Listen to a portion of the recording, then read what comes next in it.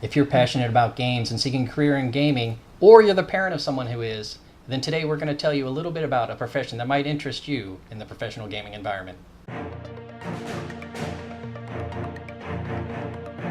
Hello and welcome. This channel is all about helping you find a path to a career in interactive entertainment. In other words, helping you become a player in the game. Joining me today is Raymond Bohartz, lead programmer, Seven Sentinels, developing underway Chroma Shift Remnants. Thank you for joining me today. Are you willing to tell my viewers a little bit about the position and role you fill here? Yes, I am. As a programmer here for Seven Sentinels, my main role involves, just doing that, programming, solving the problems that we need for the ship's functionality, the way anything works, developing tools that we need to make our jobs easier for putting together the game.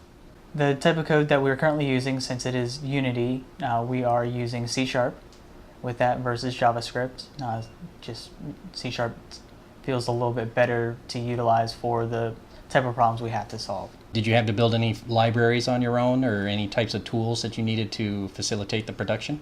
Actually, one of my first projects for the team was actually building out the current level designer that we have now, which was utilizing an existing tool, an asset that was purchased for our project, and turn around and customizing as we need to accomplish some of the unique features within the game. The level designing tool, are you going to make that available in the end product to your users? That there is something yet to be discussed. Currently it's looking like it could be a possibility. It might not. Only time will tell.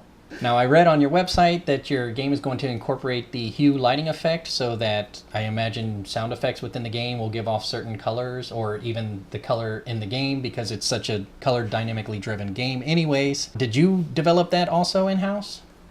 That is being developed in-house, particularly not by myself. Luckily, Philips Hue Light has a nice API to be able to interact, so we can utilize it to help better tie in your actual physical environment within the game, from sound effects incorporating with the lights, and as well as the colors within the game itself. Thank you very much for letting me know what you do and develop and how you've helped develop the project. Are there any educational goals that you might be able to share with some of my viewers? Programming, you don't have to necessarily start off as for game purposes.